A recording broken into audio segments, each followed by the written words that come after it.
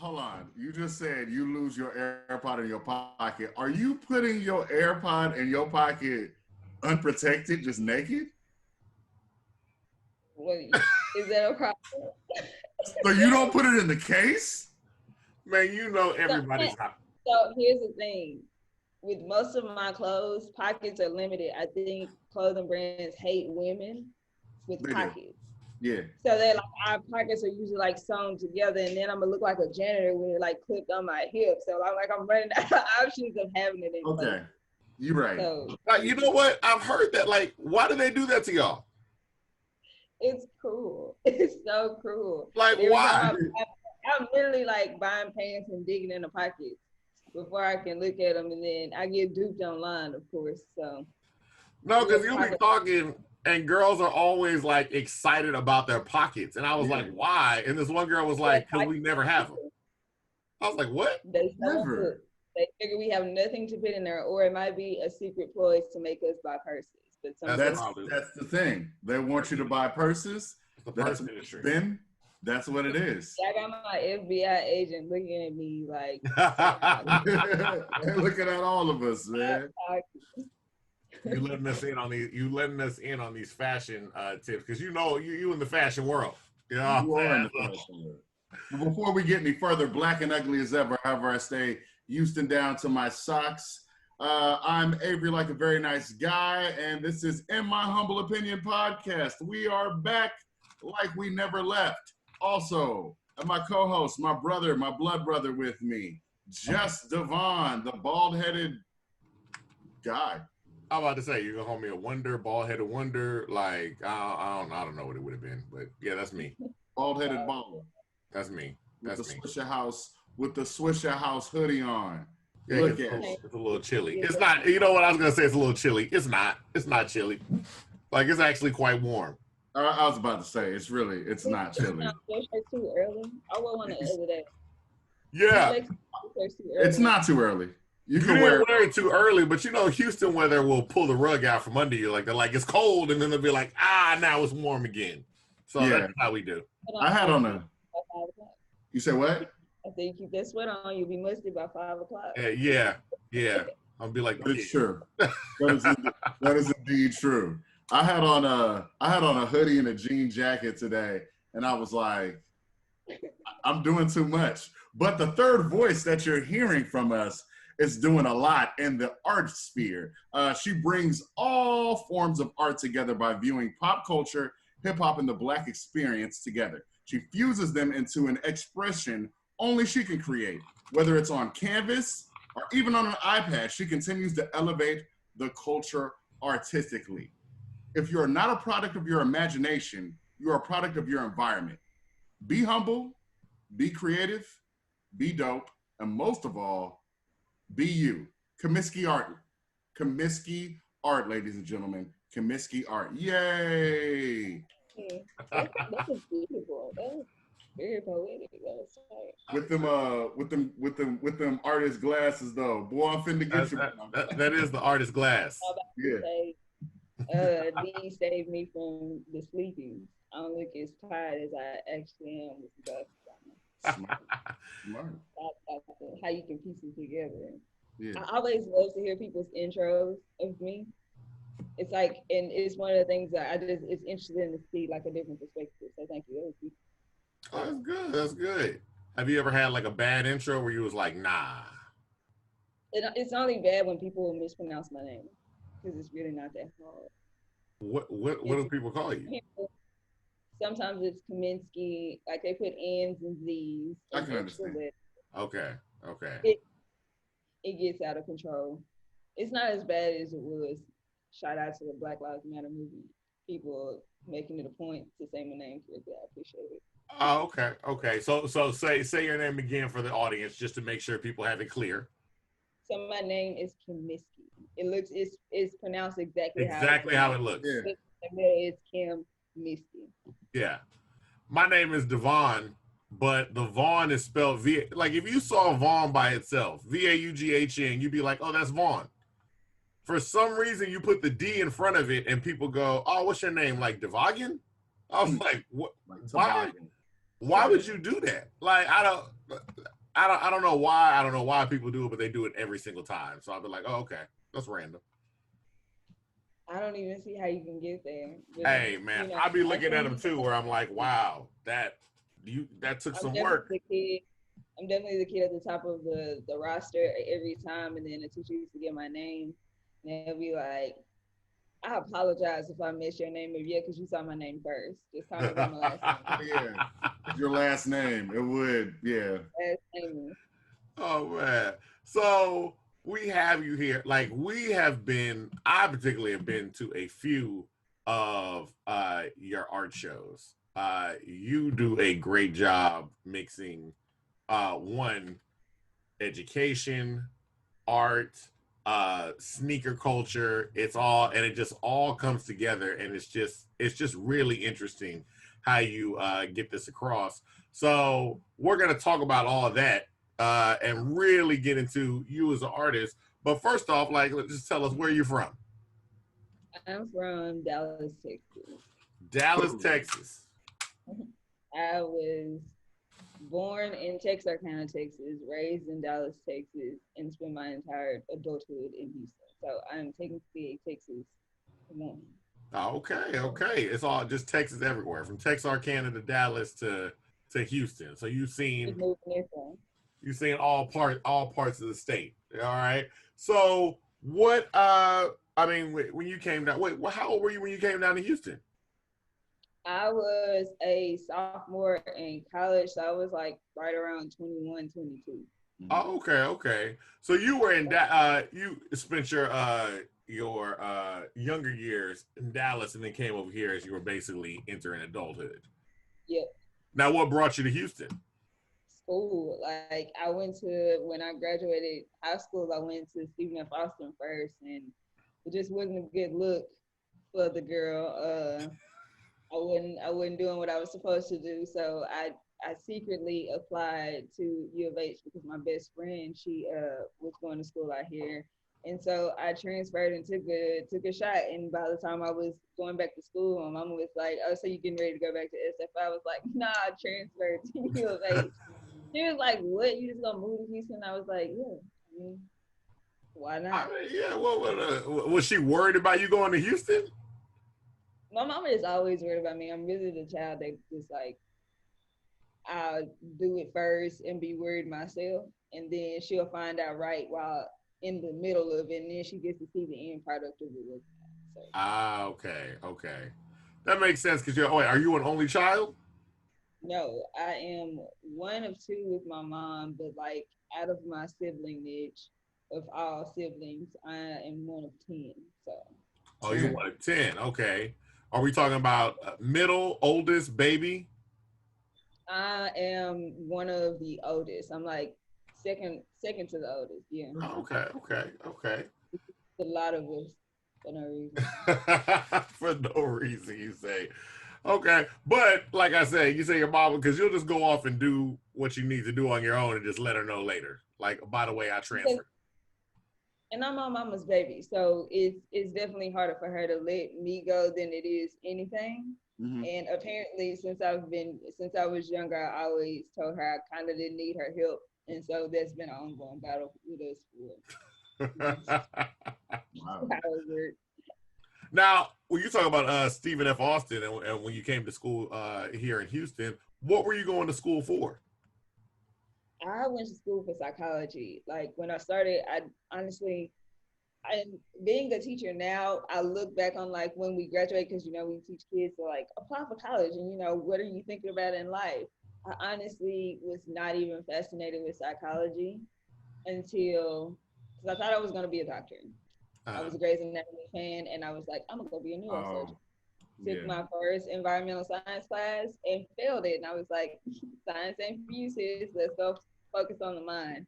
And so I took my first abnormal psychology class, and in that class, I was like, okay, this is something I'm interested in enough to get a degree. Okay. And I'm not a psychologist. Rub it in. I didn't do it. I didn't. I told my kid, I would tell my students the same thing. Like, I was like, man, I went to school to be a doctor and then a lawyer, and here I am. So I said, I don't know what you guys are gonna do. You know, just keep your options as wide open as possible. Figure out what you like to do. And that's exactly what I tell them. I'm like, okay, so find something that you're remotely interested in so you can study it for the next 4 years to where it's a flexible enough base to where you can do like, at least if you can think of like 2 or 3 things you could use this for. Me personally, I am very much an introvert. So if I can figure out a person or get a clue or inkling about them by just like having a conversation with them, feel the vibe out. If I don't like you, I had to figure that out because I was at a point where I wouldn't talk to nobody. I would be like, people are just like really weird. And so psychology, low key learning about it helped me realize that some people can't help the things that they do. That's it. Have you always been in the arts? Have you always been in art in like some way, shape, or fashion? Yes, my mama kept me in Hobby Lobby. Hobby Lobby was like Hobby Lobby and Barnes and Noble was like my spot. So I find that, I guess that's what I find interesting, because it's like I anytime I've seen your art, like you describe yourself as an introvert, your art is not.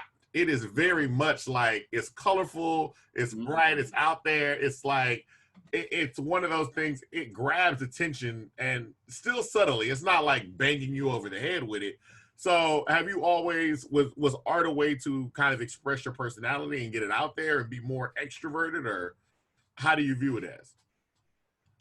Honestly, sometimes it changes from like stage to stage. So when I was like younger, it was just something for my mom to keep me busy and that I knew I could do. And I would like watch shows like Zoom and put together like random projects around the house. And she like, they were wondering like, where are the screwdrivers and stuff? And then they asked me, and then I probably have them under my bed or something being weird.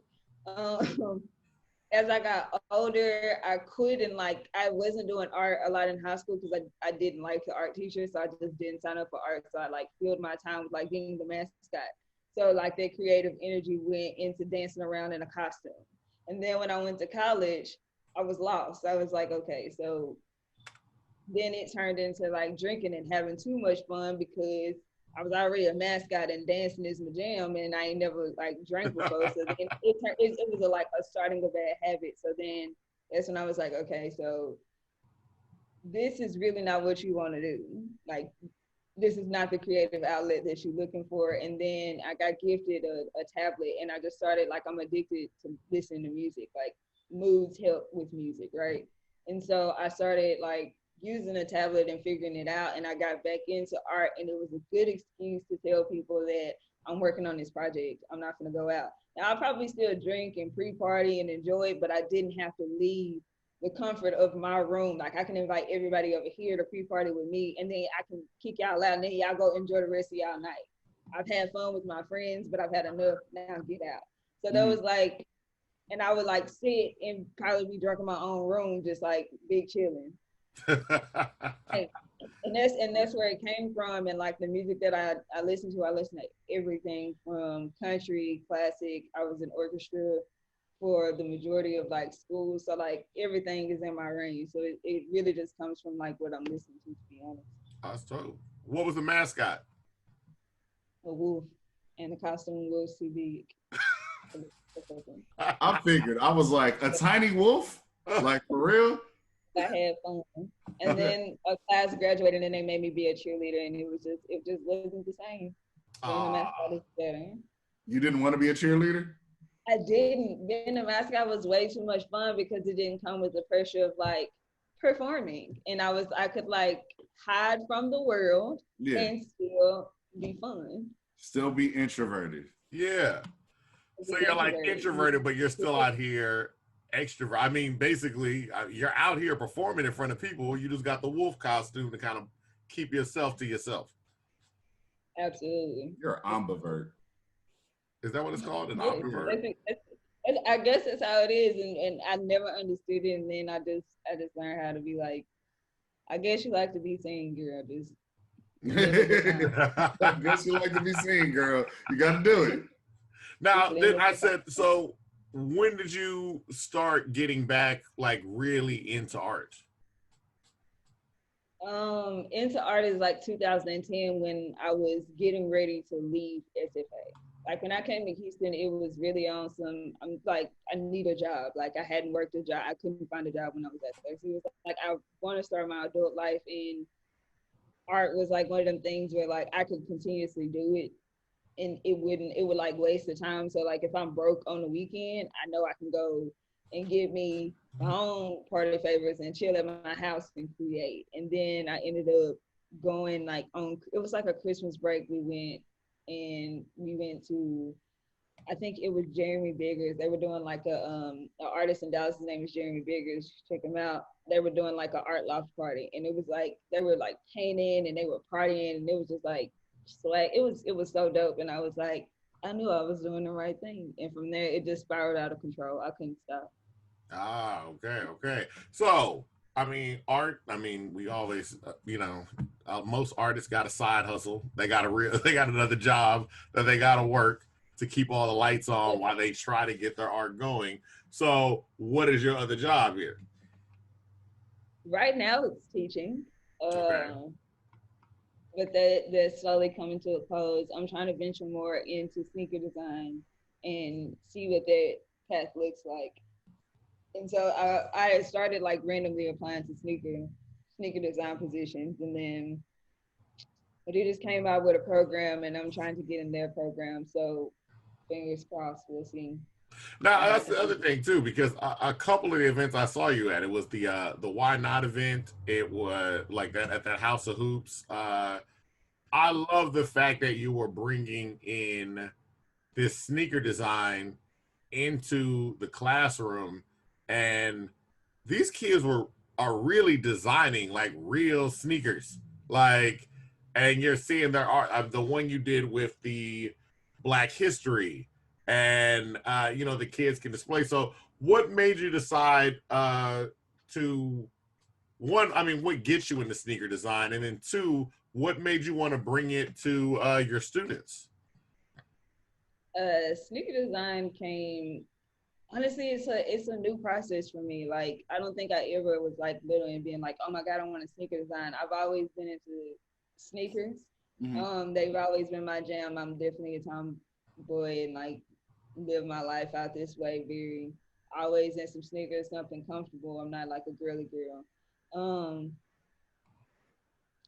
But for me, like when we did the contest with We Are Cultivator and we did the first drop, I like, as a teacher, you kind of contemplate like how much you're going to share your personal life with your students. Because sometimes like, especially like in the position that I am right now, it could teeter on like kids following you and believing like a certain myth about you, right? Mm-hmm. So I wanted to make sure that I was like incredibly responsible with them, like gaining access to my personal life and still respecting me as Miss Adams, and not just wanting to be like cool with Miss Adams, right? And so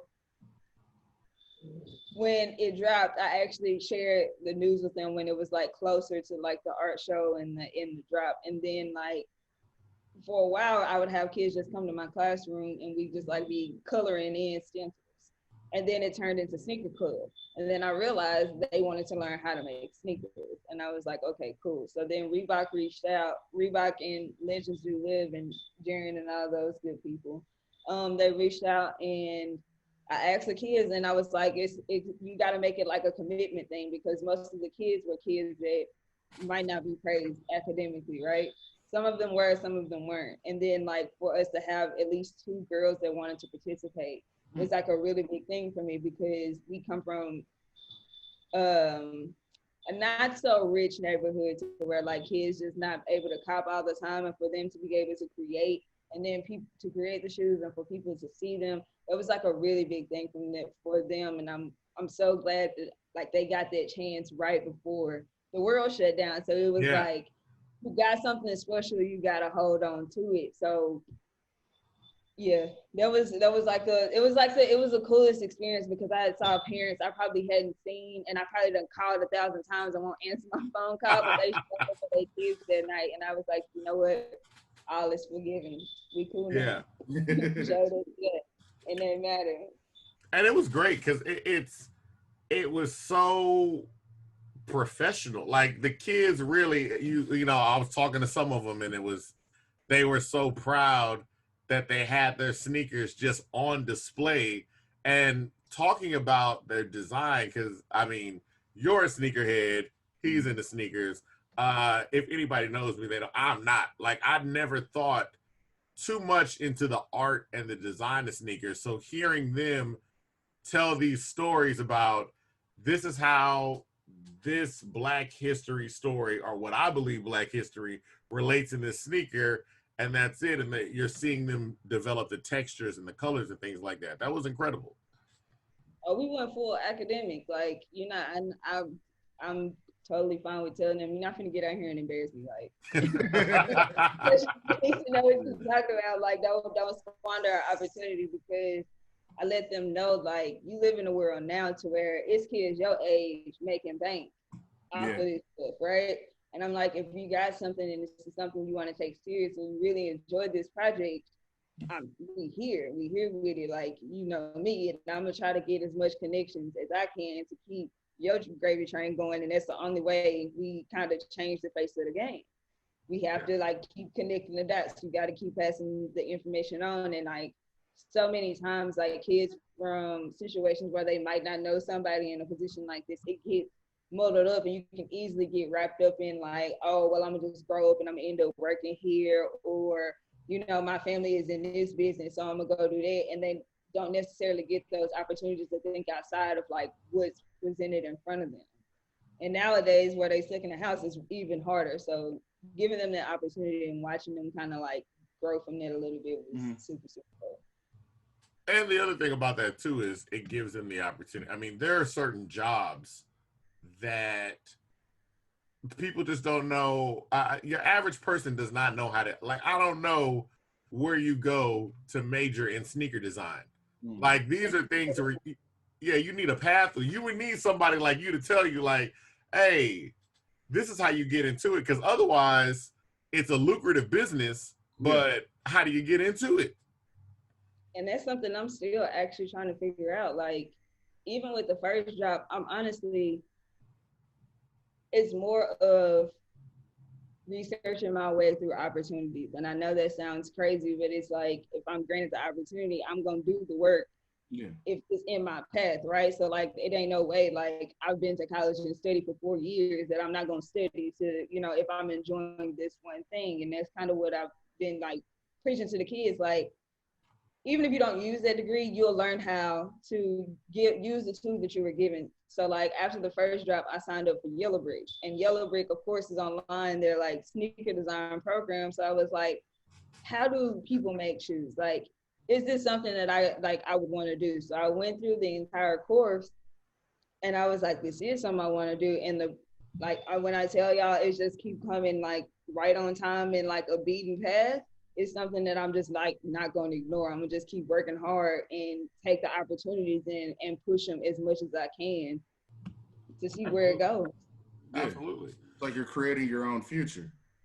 Yes, literally. And it's the creepiest thing, but it's also fun. you said it's like creepy. It's like walking around in a black room looking for the $1 million. Okay. But you know it's there. Turn on the light, you gotta figure out some tools to kind of use to learn how to maneuver through the room until you can find the light switch. So that's what we're doing. That's a really good description, because as you're walking through, you're developing different things about, like, okay, I'm comfortable with this part of the room. I know it now. Exactly. I like that. So how does, so far in your findings, how does one come from like wanting to be into shoe design to becoming Tinker Hatfield? Like, how do you do that? I mean, if I could have a conversation with that man to ask him how he became himself, I would definitely love that. All want to talk to him. We all want to talk to Tinker. I don't know, man. Like, what I've been kind of like gathering through like some of my people that I look up to as far as like who design shoes, and like getting to know people. Like, it's crazy because like being a sneaker designer outside of Tinker Hatfield, it's kind of like, who are you, right? Because celebrities have collabs all the time, but there's actual people who design this sneaker that they're like attaching themselves to. And Drake didn't design none of those things. I physically got on LinkedIn. I went on LinkedIn and was like typing in shoe designer to see who these people were. And I know they was like, who is this random lady in Texas adding me? But I'm trying to figure out.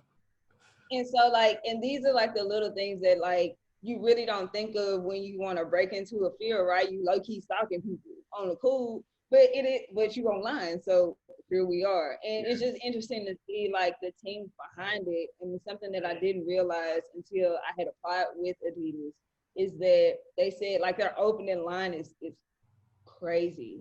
It's less than 10 Black women who design sneakers across the entire sneaker industry. Really? Less than 10 Black women. And like when I heard that, my face looked like y'all's. I was like, wow, I've been wearing sneakers for this long, and there's like nobody. Yeah. No Black women. They're just like multiples of Black women. There's less than 10. And so like that was a real shock. And I was like, okay, so if you're gonna do it, take it seriously and give it 1,000%, because if you blow it and don't like actually try it and go for it and do the research, you high key just wasted about a year and a half of your time. Yeah, yeah. Now, I mean, from the outside, we know this is a lot of work, like behind the scenes, but things appear to be moving. Like it's like you had the Black History one. We've seen you things at Sneaker Summit. There was Russell Simmons in the House of Hoops thing where you were doing stuff with kids right there. I tried to get in. I'd never seen the Galleria pack out that quick. That was an incredible thing. I didn't get until after, and I was just like, I ain't never been on the inside of a door when it was that many people standing outside. I'm always the person on the other side of the door, and it's scary on both sides. I will say this. It's funny because somebody texts me and they're like, hey, get down here. They're going to get started. I was like, all right, cool. So I get down there and, take the escalator down, and it's just a wall of people. And it's funny how crowds think, because a guy standing next to me goes, hey, what's everybody standing here for? And I was like, Russell, he's doing a thing here. They're like, oh, for real? Russell Westbrook? I was like, yeah. Then the guy next to him was like, Russell Westbrook for real? And it's like a line of people that knew what was happening. And then even more people that were like, look, I see a line of people, so I'm gonna just come up. Stand in line. It's the Galleria. There's always somebody in the Galleria. The Galleria is the most confusing place on earth to me. And the only reason I say that is because it's like, I hate driving there. I'm okay in certain parts of the Galleria, but like the food court, I just be like, why is it built like this? You're probably like me, because every time I go to the Galleria, I park in the same spot. So I literally got to park. I park in the same area, and if I can't park there, I'm like, Doug, I don't know how I'm gonna get around this spot, because I was like, if I park anywhere else, I'm thrown off. It took me years to get out of that mentality, so I understand. People come to me and they move to the Galleria, and I'd be like, I'm never coming to your house. Yeah, never.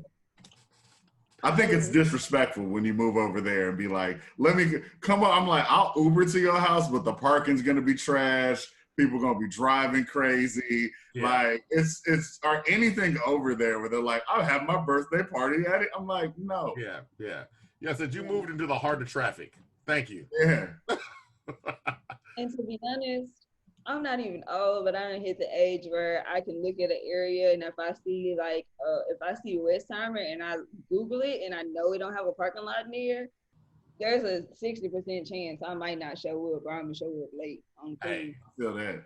Hey, we cut from the same cloth, because I'm exactly the same way. I was like, oh, what? I said, what is this? Unless I'm Ubering and y'all drop me off, I'm not doing it. Mm-hmm. So how did you guys connect with Russell to get that done, and what were the thoughts about like bringing kids into this? That is, when I tell you most of it sounds crazy because it feels like I'm like talking about like a magical experience, right? But that opportunity came from a friend that worked for the marketing company, and he was like, hey, you teach, I would love to have you in this campaign. And I was like, yeah. And me, I'm just kind of like, I get to teach kids in a creative class. I wasn't even like really reading through it. I saw Jordan. I was like, cool. I'm cool. I was reading a brief, and I was like, oh, this is Russell Westbrook. That's even more tight. And so when they was like, we need kids, I was like, I teach. And so then I took it to the sneaker club, and then like, you give kids permission slips when they don't bring them back. So then because I didn't tell them who it was for. Like, y'all want to do this thing with Jordan. And not until they brought the permission slips back is when I told them what it was for. And it was just really like all the time, like it's like when I bring them outside of like the classroom, a teacher is always nervous about how they gonna act when they get in public. Yeah. But like they actually got in there and they took it serious because it was something that was set up for them. They got like beans, like Jordan had got them a bean sprinter. They got a Chick-fil-A, so they was like riding in style, playing with the aux cord, like turn. And so like they had like a cool ride there. They had a good ride home. They got to get out of school early. They got to tell their friends that they work with the Jordan brand. Like it was an amazing experience, to be very, very honest. No, that's fantastic. That's fantastic. And now they get the opportunity. Like, how do your kids feel about you? And they're seeing like you're doing it. You're designing like the shoe for Nike. Like you're doing it now. So what is that like, them seeing that? That Air Max is beautiful. Thank you. I appreciate that. For them, they kind of mock me at times. They be like, nah, Miss, you famous. Because I make lesson plans. Like I've like actually just learned how to like work with it as a teacher, because like at this point, I'm teaching predominantly like juniors and seniors. So they not like, I don't have to like put on the show. I can like talk to them as human beings. And like they're starting to share like their projects with me, like their YouTubes and their podcasts, even if it's not sneakers, like their music. And I'm like, okay, so I teach a digital media class. I'm gonna show you how to get your online presence and your branding together before I leave. That's like the minimum I can do for you as a teacher. Because I asked them the question, I was like, what are you in school for? And I think we had this conversation and they were like, to learn how to make money. And I was like, when did we teach you how to make money? Yeah. And so that's how I set up the kind of like, if I'm going to teach you something, I'm teaching you this to where you can apply it to real life. So I'm giving them like short branding tools and like apps to use and photo editing and learning how to write the right captions and your social media presence. So now they ain't cussing and throwing the middle fingers everywhere. And just like being responsible with a social media presence to where they could like build on something in the future. And I think that's like one of the major things that you have going with you with the sneaker club and the program. It's the kids are really invested in the, like, when we talked about, you know, like, what are you doing? This is something that like, oh, I could see myself actually using what I'm learning in education to do something in this, and this could make me money, as opposed to I just learned a bunch of stuff in school and I don't know, I'll figure it out later. Mm-hmm. And you know, with your program, it's literally like I am doing something. Like I'm making my YouTubes, I'm designing shoes, I'm creating this art, and my teacher my teacher is showing me how to make money doing this, and that's what's incredible. Yeah. So what's so cool about it is like I've honestly tried to kind of like, now that I'm like leaving the teaching profession, it's really, really hard to let go, because I keep like seeing them and I'm like, oh, and then they don't pay attention in class, and I'll be like, you know what, you're right. And it gets to a point to where like half of them know, half of them don't. So like most of them are like taking like every single class and trying to get the most out of class, which I didn't think that would be like a real thing. Like kids are like emailing me after class, like, I'm gonna try this campaign out. I'm gonna try to post it on social media and see what I can do with it. Like one kid, that was like his SoundCloud, his art was like trash for his SoundCloud, and like they was giving him some suggestions on how to fix it, and I thought that was like super tight of them. Like they know how to work creatives together, which is pretty cool. No, that's great. That's great. Now, and you're saying this is you're leaving teaching because you're getting this opportunity, or you're trying to get this opportunity now over with Adidas?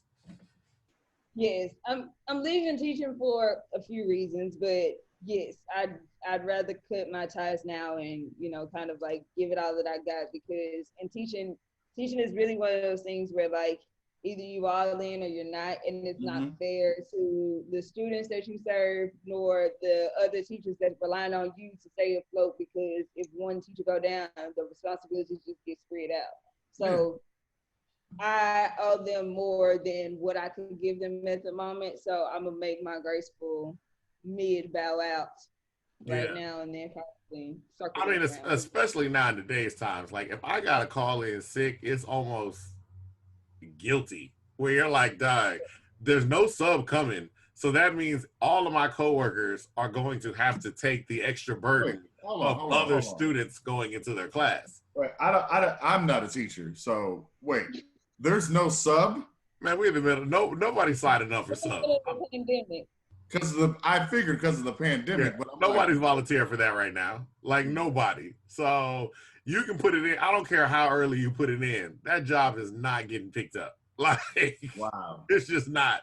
So immediately once I put in the absence, it's like, hey, I'm gonna be gone on this day. How are we gonna split these classes up?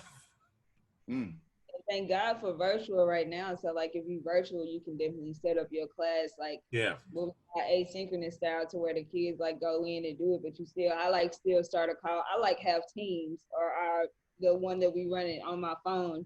So like if I'm like having to run to the other side of the room or I'm running the errand, like, hey, and I'm even called out for the day, I'm still on the phone, like, hey, I know we still working, right?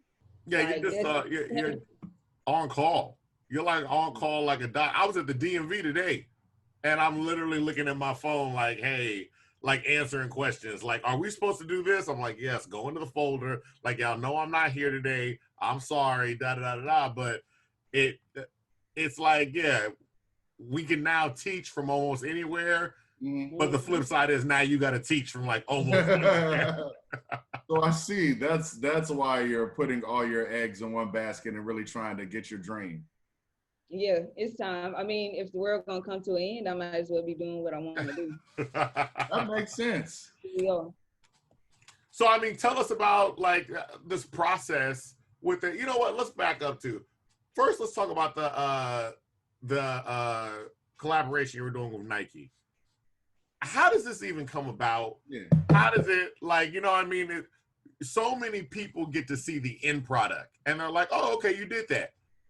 There's the process to even get into that. What is that process? Online contest, literally an online contest. Really? It's a group called We Are Cultivator. Nike does like small subsets, like for small startups every now and then. Like if somebody like a startup has a good idea that Nike can kind of like profit off of, they'll definitely give them a shot, right? So We Are Cultivators, like this really cool group of individuals who Nike by You was doing a revamp. And so they presented a campaign to where they get like people who were macro or micro influencers, and then you tell them on like, what are you, I think the prompt was, what were we thankful for? And that's how I came up with like, I'm thankful for my creativity because everything, like I didn't put art on the back burner, but I did to be a teacher, because when I became a teacher, I was like, okay, I jumped through so many hoops, like getting my certification. I switched grades, like every single year I would teach a grade, they would be like, hey, but we have this other class that needs help. So like for the first 3 years, I taught sixth grade art. I mean, not sixth grade art, sixth grade social studies, eighth grade US history my second year. And then I taught art last year. And this year is my only second year teaching art. But they added in a new class, digital media, where I get to write the curriculum. So like, I'm just thankful for my creativity that keeps me kind of like fluid in like the consistent changes of like anything that I'm interested in, apparently. So I sent that in and they chose me and we went through the process. They gave us 5 days to create the shoe. You get 5 days with like the Nike by You, and it was like a color subset that they were only releasing, for our group. And you get 5 days to create it and lock it in, and then the campaign kind of goes out to where like you can tell people that you got the opportunity, but you can't show the image of the full shoe. So they give you like almost a 2 to 3 week run of advertising for this drop to like your group of people, and you can't show the whole shoe. So that I had to get creative on like how can I tell people about this drop without showing them this shoe? Yeah. Because, you know, when you tell people, oh, I got a shoe coming out with Nike, people be like, let me see it. Yeah. And it just wasn't that easy. So I like stepped outside of the box. I started doing like outlines and looking up like what goes like in a campaign and kind of like making different social media posts. Like that was the first time I'd like planned out my content for like weekdays because I knew I'd be at school. So I'd have to plan it out. So I got my planning period at 10 o'clock. I need to post this at 10. So then it became like a multitask. I was like running all of my engines on at once. And that's how so many opportunities came so fast because it's almost like once you in, it's like a smack dab, like head start. Once the race started, it will not stop. And so this is where we at right now. The second drop was through CNK Daily, the homies, Cassidy and Channing, and they were like, hey, Nike by you, again, it could be like your second release. Would you like to do it? And we honestly, it was set up as a campaign for like me to create 3 versions. And then the people kind of like pick which one they liked. And then they would like send the pair out to like one winner. That's what the campaign was. But then people were actually like, I want to buy it. So then we had to like create a link. And I ended up creating like a whole web page to where like so I wasn't getting paid from the second one.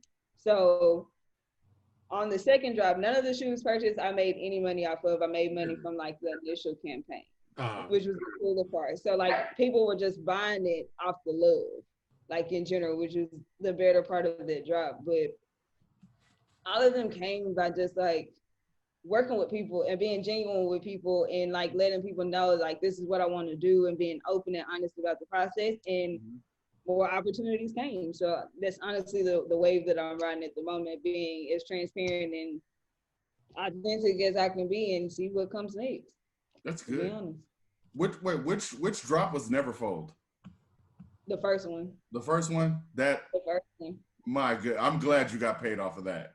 That one mean a little bit more because it was the first time I was kind of like, okay, if I'm gonna do something, I'm gonna do it right. And I was scared when nobody going, oh. He's gonna show it. Okay. Oh, my bad. We're gonna start telling people about the whole thing. Yeah, it was my first art show ever. Yeah.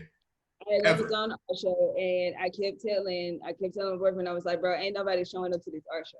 Ain't nobody gonna show up. It's cool. I'ma still show. I'ma still do it. And so many people came, and it was fun. We ran out of alcohol and everything. You know, you get like a small gathering. I was like, oh, we'll just need these few bottles. And within like the first hour, everything was gone. And I was like, oh, y'all in here getting lit. This is great.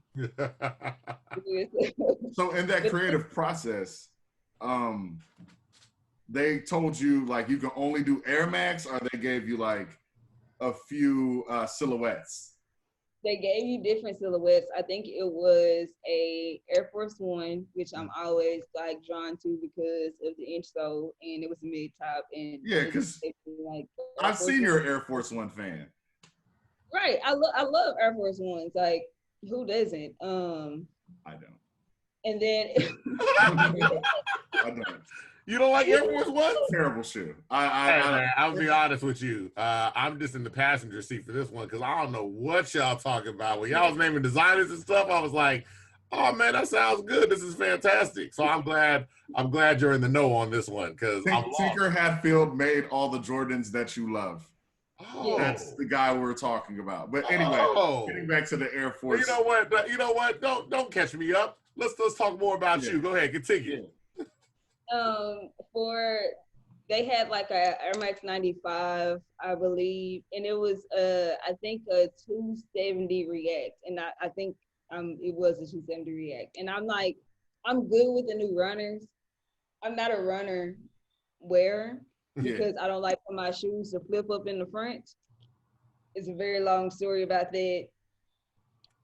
I hate it. It's like cringy. It's almost like a crease in your Air Force Ones. Like, why is my shoe flipping up at the top? I don't need to be this lightweight. Like, I like heavy foot. I wonder you like Air Force Ones. It's like a 10. Exactly. It's a sneaker team. That's exactly what it is. It's got all the straps and all the weight. This is why we like it. It's a subtle Spice Girl shoe. And I love to see men because they think I hate you because the soul. That's awesome. And so I tried the Air Force One and I was like, I'm not feeling like, I didn't like how wide the colors looked. And I was like, I need something a little bit more compact because I was going generally off like the silhouette that I wanted to wear. Mm-hmm. And so I picked the Air Max One because it was, of course, an Air Max One to give you like this much top, a cool little bottom you can wear them with at work, you go out. Like it was a very versatile shoe. And so the first color combinations I went through were like real cute. They was like the greens and the whites and like the purple and the whites. And then I was like, why do I keep adding white to this shoe? What if I add all the dark colors, make it ugly, and then swap out the colors? So I went through a different color combination for like 3 or 4 of them. And going back to my sounding board, which is my boyfriend, and sometimes he'd be like, yeah, that's tight, and then sometimes he'd be like, something about it is ugly. So it was definitely some teamwork on that end because I'd make something and I wouldn't be like too sure about it. But how I know when I got the right one is when I don't want to show him because I don't want him to tell me nothing, that something is ugly about it. Okay. I know it's the right one. No. I still ask.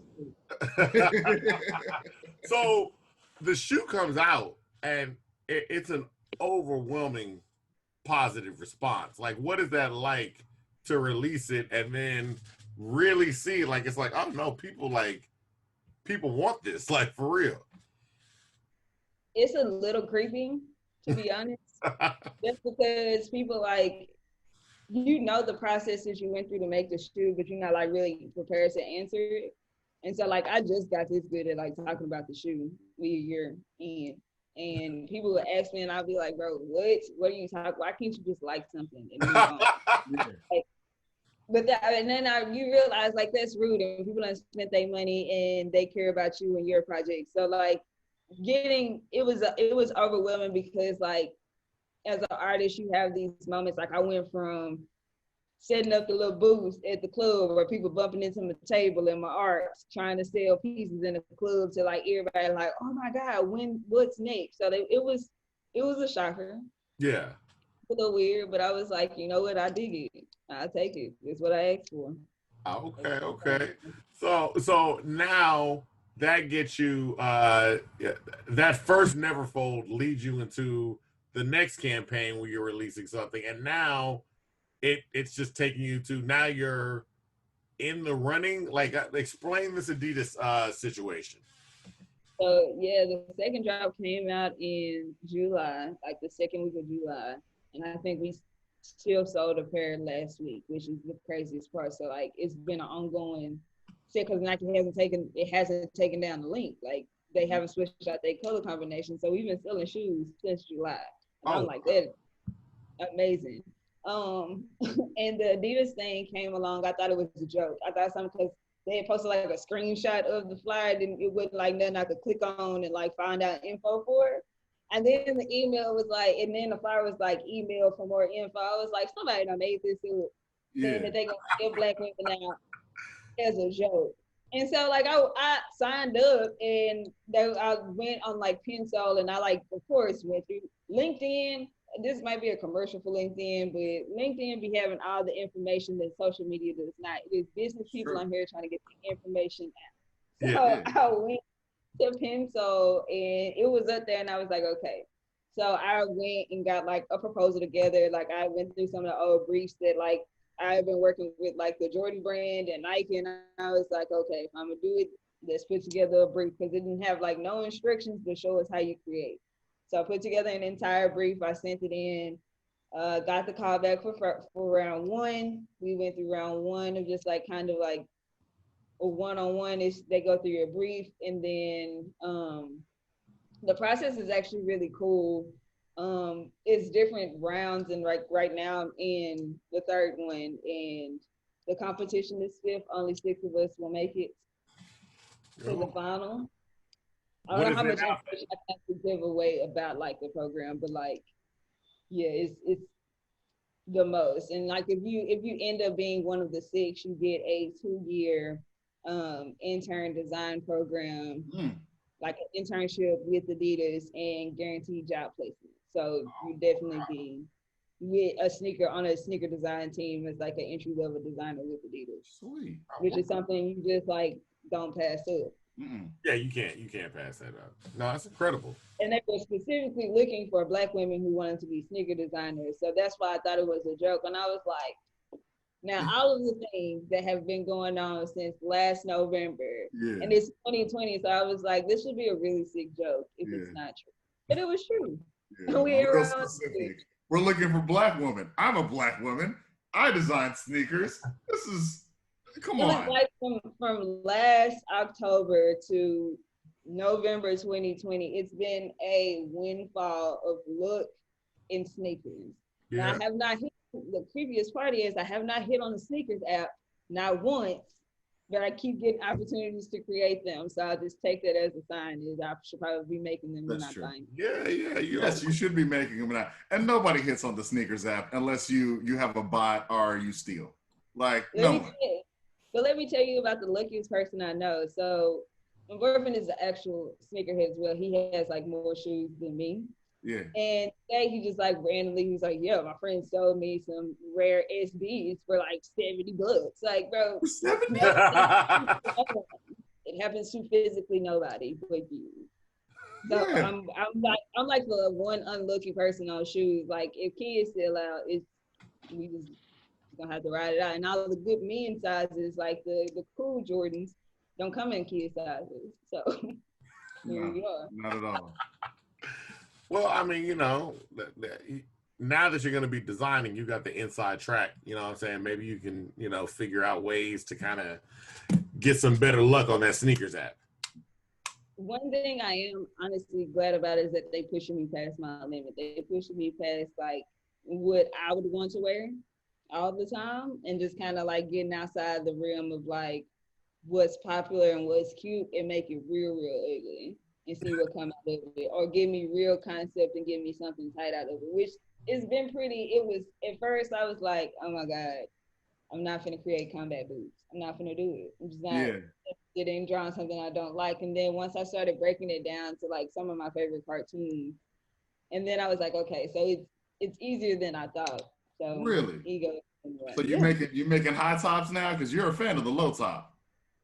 I am a fan of randomly. So I'm also a UGG boot wearer in the winter. Okay. So, I mean, in real life, I'm all about comfort and style. And in the winter, I need to be as bundled up as possible. And it just happens to come in the form of mid and high tops in the winter. Yes. And in the summer, it seems pretty crazy to wear high tops in the summer, unless it's like a chuck or something, because you might as well have on some pants. Like, why do you have on all this shoe in the summer? A little weird to me. I see your point. I don't follow it directly, but I understand because I'm a high top guy. I feel like wearing a completely suede shoe in the middle of a Texas summer. Oh no, you can't do that. That's stupid. You're gonna be hot. So I try to kind of like adjust to the weather and comfort style, and then just try to make it fashionable at that way. Okay, all right. You know, 2 times you have said, "I make it ugly."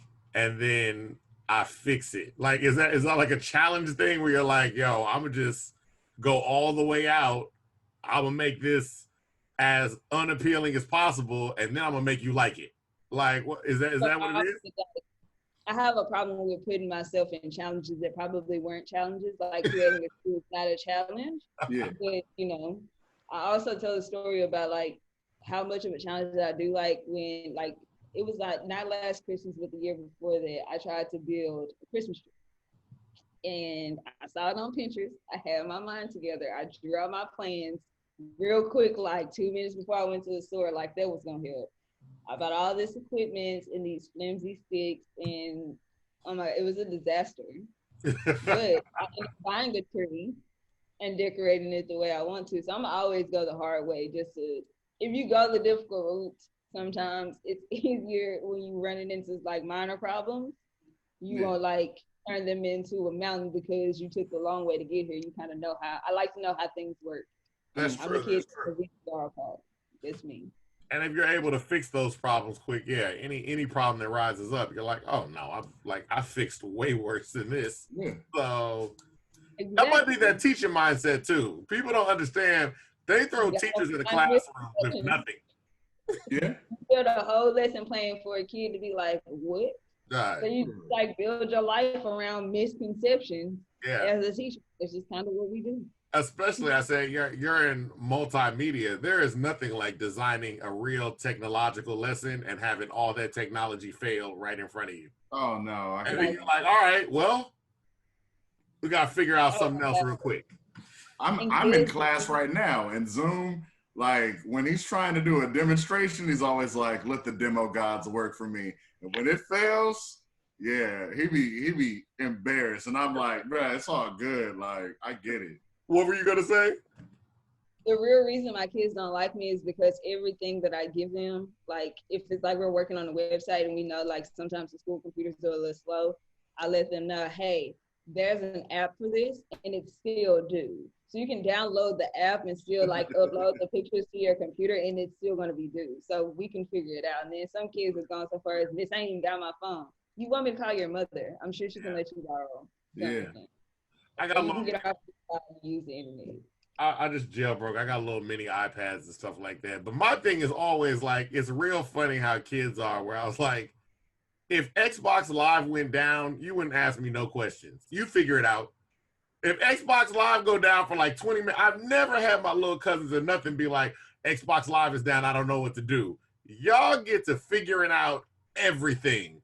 So on camera that they have broke their mic and they rigged it together with they pliers and it's just dangling by a cord and all the like sticks and stuff they put. You can put that together, but you can't type in my chat. And that's one of my biggest things where I was like, oh, I was gonna submit the work, but I couldn't figure out how. I was like, please, if it was Xbox Live, you would figure out how immediately. So don't give me that. Plus, a good thing, y'all are young teachers, so it's like I'm not young. These are y'all are young teachers. I was like, I just look this way. I'm trapped in this body. That's it. Y'all are technologically sound teachers. All right. I'll take that. Let me get my sentence out. My bad. Y'all are technologically sound teachers, so y'all know exactly what to do. Because you could pull that. I could, like, on my mom, I could pull that okie doke, like, this don't work. But you're like, nah, there's an app for that. Oh, like, yeah. All the time to their parents. I done got so far as to screen recording how to troubleshoot their problems on a PC and a Mac. Yeah. We had to do the same thing. Screen record. If you watch the video, you'll be able to troubleshoot it yourself. Yeah.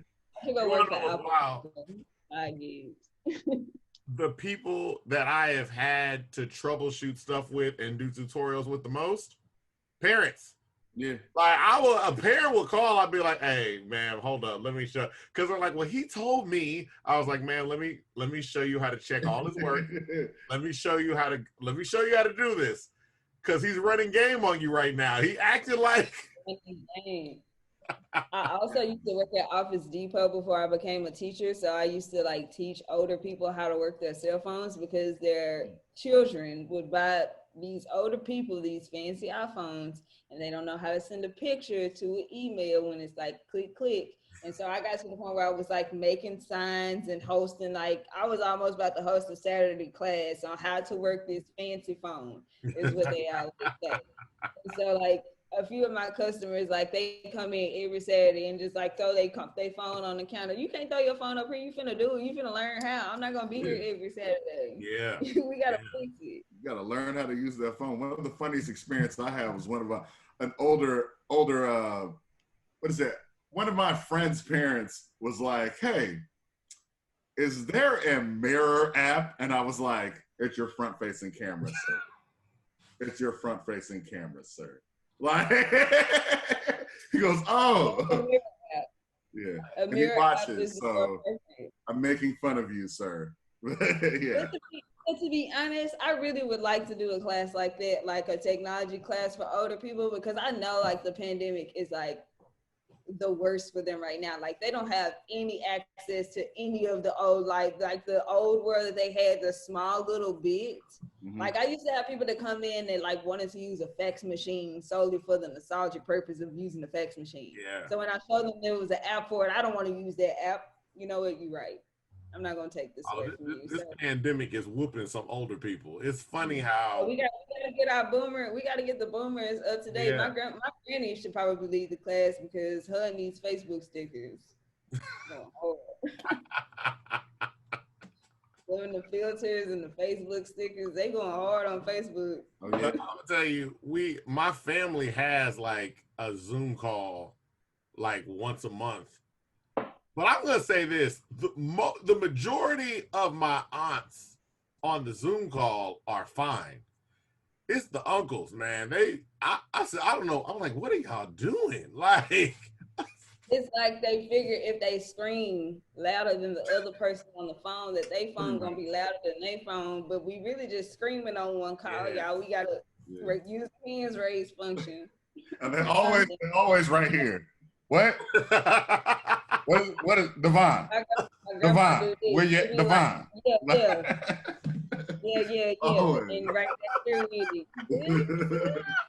That's exactly how it is every single time. So well, once you get this Adidas thing popping and you get your stuff in the shoe world, you can come back and develop these classes for these older people. Yeah. So they can have this. We're gonna have to get some real orthopedic sneakers going on. Beyonce ran a campaign with the two older people. I was like, you know what? Older people need better shoes. I saw that, and they looked great. They look cool. They look really cool too. It's almost like older people should definitely be in the tracksuit era. They should be like swagged out, like comfort is style right now. If anybody should be comfortable, it should be them. Although they might still be, they used to coming home and changing into a suit. Like you need to relax. If you don't put these sweats on and just relax, like you gotta. Ever get back to the days where we like dressed up? I ain't putting on no whole get up. No, so we're not. Quick. No.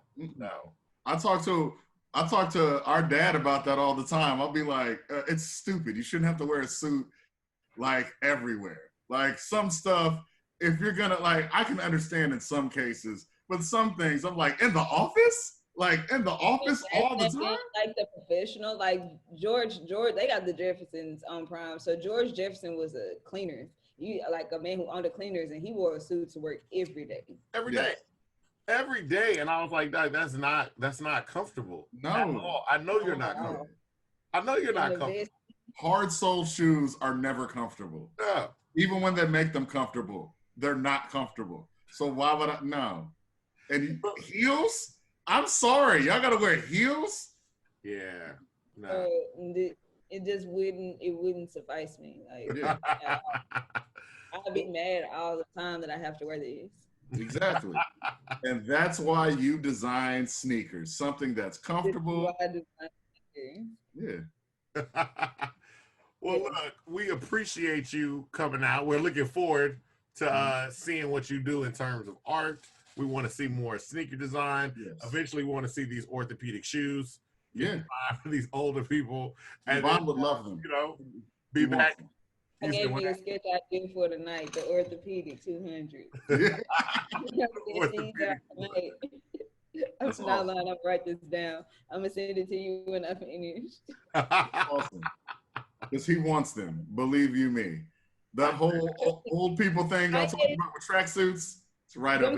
Yeezy Boost 750s, them Yeezy Boost 750s, them orthopedic shoes. They did. Look. That's exactly what I was thinking about, because I was like, man, they're not for real. This is not an athletic shoe. This is a relaxed shoe. Like, so. It's a house shoe with some strings on it. That's all it is. Yeah, it's an ugly shoe too. I hate that shoe. I think the only reason people wear it is it's just for status. It's like certain Mercedes. It's like, is it really like that good? No. I'm gonna tell you this. The 700 is that like slinky look, like that look like a water shoe. Yeah. Those are super trash. Yeah. I don't get that at all. I don't get those at all. Now those first ones he did that everybody copied off of, I love a shoe you can just slide your foot in. That was right up my alley. I was like, oh no, I love these. But this new stuff, I said, I don't know what you're doing, man.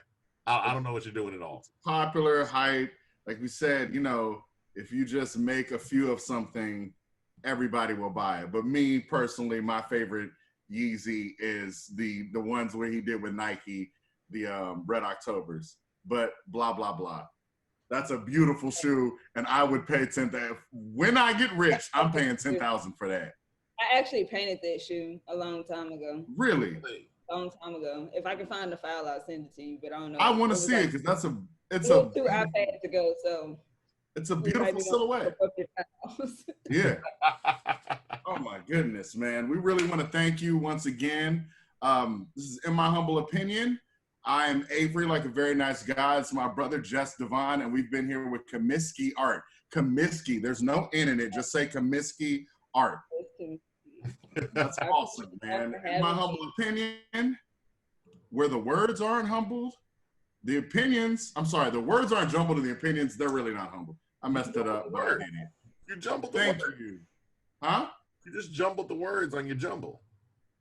That's fine, though, because you know, it's about growth, and we've learned about stuff like that today. Talking to Kimmiski Art, who has learned a lot and has applied those things.